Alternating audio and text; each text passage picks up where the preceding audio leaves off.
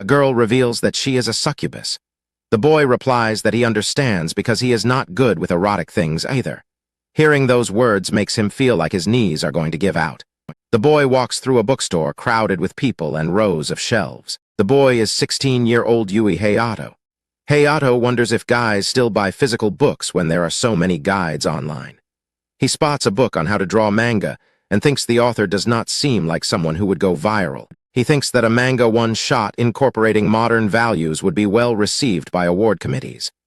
He browses books about LGBT rights and feminism, thinking they have good titles. He looks closely at a book titled Etiquette in a Diverse Society, which covers modern manners. Hayato thinks about a girl he has been interested in lately. A voice calls out his name from behind. The girl asks if he was waiting long. Hayato tells her he just left the classroom first, so it was no problem. She is relieved to hear that. Various men in the bookstore react with shock and blushes as the girl passes by. Hayato notes that the silent, stunned reactions of the men are how people actually act when they see a cute girl, rather than talking to friends like in manga. He decides to use this observation for a heroine in a future one-shot. The girl has a glamorous and magnetic presence that stands out in the bookstore. She and Hayato agree to head out. The girl is Katu Emu and she is a succubus. A nearby book provides a guide on how to interact with demi-humans like succubi and werewolves in a diverse society without committing harassment. Emu suddenly tells Hayato to wait. He stops and looks at her. She excitedly asks if she can look at her red pin pop display. Hayato realizes that she is an otaku.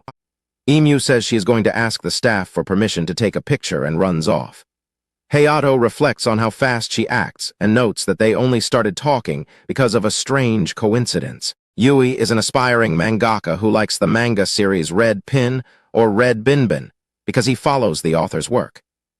Katu is an otaku and fujoshi whose personal interpretations of the series happen to match the way Yui draws the characters. Katu is at the top of the school cast, while Yui considers himself middle tier, so he never expected to have a connection with her. Despite this, she seems to like him and asks if he would enjoy talking about otaku topics with someone who has his level of enthusiasm. Although she looks like a normal student, Katu is actually a succubus. Yui reads a book explaining that while legends depict succubi as demons that tempt men, modern succubi have adapted to an era where non-consensual sexual acts are forbidden. Katu calls out to Yui in the bookstore. Katu gives Yui a thumbs up. Katu reports that taking pictures is allowed. Yui acknowledges this while looking at her silently. Yui admits to himself that he honestly likes her and really wants to start going out with her. He realizes that for a relationship to happen there are certain things he must be very careful about.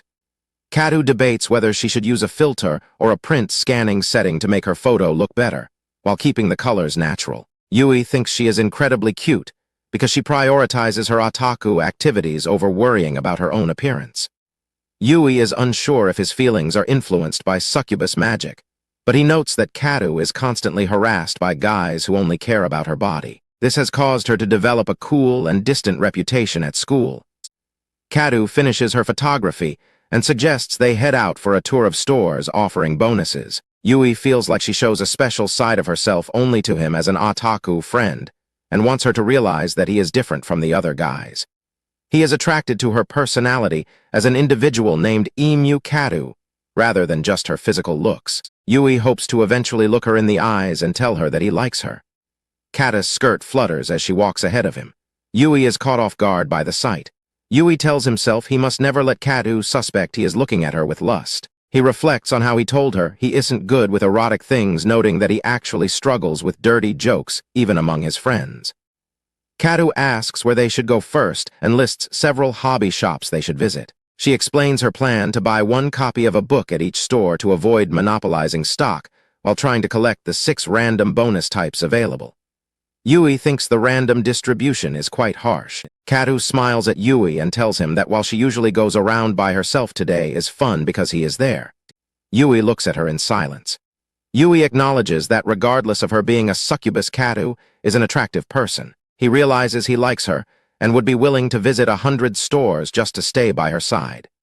Yui views this as a dream-like opportunity to make the bonus tour a success and prove he is different from other guys. He remains determined to act in a way that prevents her from ever suspecting he is looking at her with lust. The two of them walk together through the aisles of the bookstore. Kadu reflects on how since she was little she has always been a succubus who did not act like a typical member of her kind. Someone calls out to Kadu while she is walking outside. As a child, Kadu watched other children play together on a playground while they said their goodbyes. In the current era, succubi are prohibited from entering dreams or flying without consent. They are not considered demons and live as humans, though they have a mental trait of being strangely fond of men. Kadu recalls a time a classmate made a generalization about her, comparing it to the stereotype that everyone from Osaka is good at making jokes. She found the level of expectation difficult to manage. She never felt a desire for physical intimacy and preferred fictional male characters over real men. She found far more excitement in watching the frustrating development of pure love and mutual unrequited stories. Other succubi seemed to be constantly thinking about romance and erotic things, which made Kadu feel out of place. She compares this cultural expectation to the assumption that everyone from Kagawa eats udon constantly. Kadu has lived with these thoughts for a long time, but she realizes that she has recently found someone she likes. She looks over at Yui Hayato. Despite her previous lack of interest, Kadu admits to herself that she honestly really wants to engage in erotic things with him. She wants Yui to think she's cute. She wants him to think she's erotic. She wants Yui to be crazy about her. He says he understands the feelings of other succubi. Isn't that fatal? But quite soon after they met, she admits she's not good with erotic stuff either. She thinks that's the standard pattern. She wants to have sex with Yui. She thinks succubus romance is the standard. She doesn't have much romance experience. To begin with, she's not the type who can seduce. Even in BL, there are a lot of one-night mistake. Starts right, she wants to be taught in health class. Or something. How else is she supposed to start the Akasu novel she read yesterday too? Started with a physical relationship after a misunderstanding. Yui is completely as usual. She thought it might become an opportunity for something, but she wants Yui to be conscious of her somehow, though. She guesses a succubus isn't a romance target, even more so if he doesn't like erotic things. They are walking. Romcom. If it's a lucky pervert moment from a romcom manga, he won't find out. Shell make Yui think she's erotic. No matter what, Shell make Yui think she's erotic. Shell pretend it's a coincidence while making Yui's heart pound and make him conscious of her as a girl. She is wearing pretty perverted panties today. Lucky pervert, huh? The first thing that comes to mind is a panty shot, but she feels like the awkwardness might win out. She wonders if someone accidentally seeing an acquaintance's panties would think, wow, so erotic. People from a different culture would be surprised. If it's between succubi, showing each other panties is an everyday occurrence, but it's not too heavily specialized in erotica and retains some cuteness, but the naughty design scores high points. How do I even flip it up in the first place? Take out my tail and make it flutter. This angle. If I just adjust my line of sight a little, I can see her panties. If I try, I can see. But like this. I wonder if succubi have that kind of unique values too. Ah, but they say showing panties is a greeting for the Oni tribe. The letter T is in Yui's eyes. Oh crap. Did my lucky pervert operation succeed already? Sorry, Kadu? Your skirt. Yui asks Emu if she could wear safety shorts. Emu returns from the restroom and tells Yui she put on safety shorts. She apologizes for her skirt being too short and worries that someone could have seen underneath. Yui reassures her that it is fine. Emu feels like she failed after buying tiny shorts. Yui thinks about how he dislikes the idea of other people looking at Emu in a suggestive way. Emu wonders if Yui does not want anyone else seeing her underwear. She feels a strong urge to ask him for more details. Emu decides Yui is a cute gentleman, but realizes her plan to show him her underwear is over. She wonders what her next move should be while Yui stays quiet. Yui considers himself a sincere man with modern values. He wants to protect Emu from other men's gazes and hopes his behavior makes him seem different from other guys. Yui looks around with a focused and determined expression. They arrive at the shop Toranona. Yui notes that Emu led the way without hesitation and realizes she is a hardcore otaku. Emu looks through the cluttered store for a book. She expects it to be displayed flat on a table. Emu spots the red pin book and becomes excited. She wants to get a closer look at the cover right away. Emu calls out to Yui and waves him over. Emu wonders if she can execute a common romantic comedy trope. Emu tells Yui to look at a specific spot. Yui follows her direction while doubting the book would be shelved with only its spine showing. Emu points out the book while leaning her body against Yui. Yui is startled by the sudden physical contact. Emu's chest presses firmly against Yui's arm. At that moment, all of Yui's focus shifts entirely to his left arm. He feels a soft pressure and wonders if this is the mystery of the human body. Yui tells himself to endure it and hide his reaction. He assumes Emu bumped into him accidentally and decides to pretend nothing happened, so he does not hurt her feelings. They observe that the book is selling well. Yui thinks he managed to stay calm despite the situation. Emu worries that her move was too subtle compared to manga tropes and wonders if her size was the issue. Yui interrupts her thoughts to point out that the book includes a bonus. At the cashier, Yui asks if she wants specific characters. Emu confirms she wants her favorites Akaya and Sauma as her heart beats fast with anticipation. Emu pulls a card for Sauma and is thrilled to get one of the characters she wanted. Emu looks at the Sauma card in excitement. Emu fawns over the card's art, finding the character's expression and eyelashes attractive. She asks to take a photo of the card Yui pulled, but he offers to trade it with her instead. Yui explains he wants the other card because of its harder composition. Emu is confused by his manner of speaking but agrees to the trade. Emu cries with joy and calls Yui her soulmate. Yui thinks her emotional state is unstable. Emu says she is going to another store and tells Yui he can go home, but he insists on coming along to see her pull the next card. Emu gives him a thumbs up. As they walk, Emu tells a story about how a manga scene once surprised her so much that she boarded the wrong train. Yui listens as they continue their trip. A truck advertising high-income part-time jobs for succubi drives past them on the street. They stand together in silence while looking at the passing advertisement. Emu explains that the Succubus Association bans working in the nightlife industry to improve their human rights and social status. Yui wonders how it feels to be used in those kinds of advertisements. Yui notes that such ads damage the social image of succubi. Emu mentions that while many of her kind are fond of men, she is different and prefers reading boys' love stories. Yui finds this expected of her. Emu says she views those ads with detachment because she sees herself as an individual before being a succubus. Yui tells her that is a nice way to think, which catches her by surprise.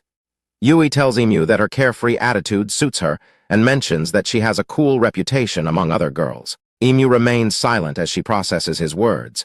Emu blushes and quietly thanks him. Emu admits she has a personal insecurity related to being a succubus. Yui asks for clarification, and they both realize she is referring to her snaggletooth. Emu points to her tooth and explains that she feels embarrassed when it shows, so she is always careful when she smiles. Yui looks at her intently. Yui realizes he has only ever seen Emu with modest smiles at school. He acknowledges that teeth alignment is important for a person's expression. Yui analyzes her teeth and concludes that they aren't crooked enough to need braces. Emu admits her teeth are just a bit pointy and long. Yui reassures Emu that there is no need to be embarrassed because the tooth is an important part of who she is. He tells her she shouldn't worry about it. Emu looks at Yui with a wide-eyed, stunned expression. Emu notes that Yui is staring at her very closely. Yui becomes flustered and starts rambling about how deep the depiction of snaggleteeth is in manga. Emu is amused and asks him for examples. Emu watches Yui as he talks excitedly. She reflects on how he might not be a typical handsome guy, but she finds his features attractive and really likes his face. Emu recalls the specific things she likes about Yui, such as the thoughtful pause before he speaks, the way his gaze returns to her eyes, and the secret nods they exchange in the classroom. Emu admits to herself that she likes Yui. She realizes she wants to be someone special to him. Yui suddenly grabs Emu's arm and yells for her to watch out as he pulls her back toward him. Emu looks startled and wide-eyed by the sudden intervention. An electric scooter zooms past exactly where Emu was standing. Yui asks if her arm hurts from his grip. Emu tells him she is fine and thanks him for the help. Emu is surprised by how much her chest is pounding. She thinks about the size of Yui's hands and realizes that even though they are similar in height, he truly has a man's hands. Emu struggles to hide her reaction and worries that her flustered state will show on her face. She keeps thinking about the sensation of his hands on her arm. Yui remains silent as they continue walking. Emu feels her heart racing as the sensation of being grabbed lingers. They enter another shop filled with rows of books and various displays. Emu pulls another character card and identifies it as Taugo. She says she likes all the characters, but considers Taugo to be one of the jackpots. Yui agrees that she is aiming for the big jackpot prize. As they leave, Emu talks about the appeal of Taogo's character, specifically the gap between his rude first impression and his cute love for cats. She feels content with the current state of their relationship and thinks this kind of interaction is fine. The environment suddenly becomes very noisy and crowded. Yui looks around in confusion as people begin to press in on them from all sides. They find themselves packed tightly into a crowded train. The surrounding crowd forces them to stand very close to each other without any room to move. Someone bumps into Yui from behind, pushing him even closer to Emu. He apologizes and asks if she is okay. Emu tells him she is fine despite the squeeze. The lack of space brings their faces inches apart. Both of them blush intensely as they maintain eye contact in the cramped area. Emu feels nervous because his face is so close. She wonders if she should take the opportunity to let her chest touch him, thinking he might assume it is just an accident caused by the crowded train. Emu debates whether intentionally touching him is a bad idea. She wonders if he would be able to figure out that she is doing it on purpose rather than by coincidence. Emu is overwhelmed and worries that the rapid beating of her heart might be felt by Yui. Yui experiences an intense sensation as Emu remains pressed against him in the crowd. Yui reflects on the softness of the human body and wonders if Emu realizes they are touching. He reasons that since nerves run throughout the body, she must be aware of the contact, despite how female characters often don't notice in manga. Yui struggles to remain composed and feels guilty, even though the crowding is unavoidable. He tells himself to endure the situation and make sure no hint of a smirk shows on his face. They reach the first floor and Yui feels a sense of relief. As he prepares to get off the train, he privately acknowledges the soft sensation one last time. After exiting the train, Yui asks Emu if she is okay since it was so packed. Emu responds that she is fine, though she remains privately flustered. Emu panics internally and worries that she messed up. She fears that Yui might think she took advantage of the crowd to touch him on purpose, and she tries her best to act like nothing happened. Emu is mortified because she let out a strange noise when she was bumped. She is convinced that Yui now views her as a promiscuous woman and anxiously wonders if he noticed her reaction. Emu is relieved to see that Yui doesn't seem to care about what happened. However, she feels a conflicting emotion realizing that he doesn't seem to view her as an erotic woman at all. Emu accepts that she is the only one who is so intensely conscious of the other person. She reminds herself that Yui said he isn't good with erotic things and tries to reconcile her nature as a succubus with his preferences. Emu decides to be content with being his otaku friend and vows not to let her mood drop. She points out a manga she is reading and begins to explain it to a curious Yui. They arrive at their final stop, Animate, to finish their shopping tour. As they browse, Emu gets nervous knowing this is their last chance to get the cards she wants. Yui considers buying another copy of the book for reference while Emu remains silent and focused. Emu thinks to herself that Yui is a bad liar and wonders if he would have liked her if she weren't a succubus. She shakes off her gloomy thoughts and resolves to keep having fun until the end of their outing, even if she feels depressed later. Emu pulls a card of the character Chrono and considers it a win since it's not a duplicate. She mentions that he is her third favorite, and she is happy, though she still secretly wanted Akaya. Yui notes that the art on the card is cool. Yui offers his card for Kadu to open, telling her that watching her unbox it is more interesting. Kadu laughs and agrees to take him up on the offer. The two of them stare intently at the card as it is being removed from its packaging. Kadu notices the hair on the character isn't red and realizes it is not Akaya. Yui wonders if it is a duplicate of Sauma based on the visible colors. They both cry out in surprise as the card is fully revealed. The card features a special elementary school version of Akaya and Sauma. Kadu is breathless and overwhelmed by the illustration. Yui comments that the secret picture is awesome and a great find. Kadu stands with her head down and trembles in silence. Yui asks if she is all right. Kadu looks up with sparkling eyes and declares that the card is already a religious painting. Yui laughs and asks if it really is.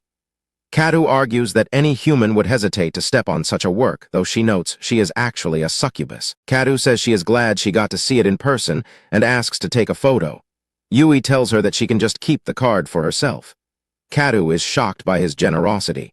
Kadu tries to decline, noting the card would sell for a high price online. Yui insists that it is better off in the hands of someone who truly appreciates it, and that the illustration has more value that way. Katu gazes at Yui with a deeply moved expression. She looks back down at the card in her hands. Katu wears a soft, genuine smile as she looks at the illustration. Yui watches her silently with a gentle smile as she begins to move.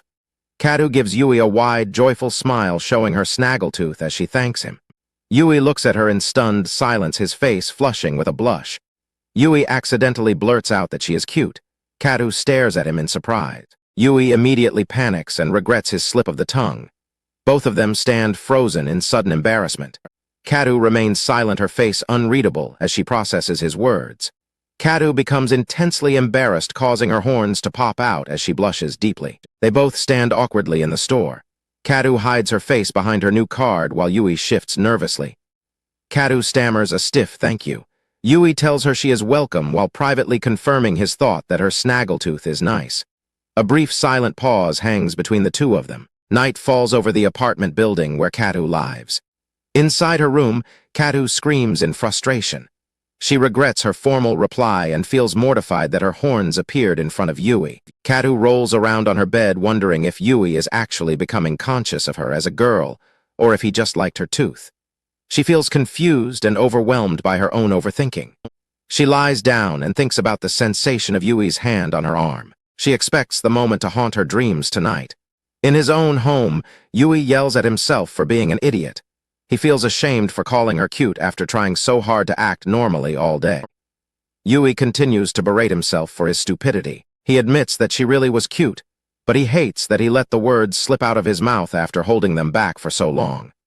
Yui sits at his desk at night and tries to analyze Emu's reaction. He wonders if she truly hated his comment, or if she was just embarrassed that he saw her snaggletooth, but he concludes that he doesn't understand her feelings at all. Both Emu and Yui vow to do better next time to get the other person to like them. Emu resolves to be more erotic during their next meeting, while Yui is determined to maintain his endurance and not let his feelings slip. The misunderstanding between the two continues as the moon shines over the city.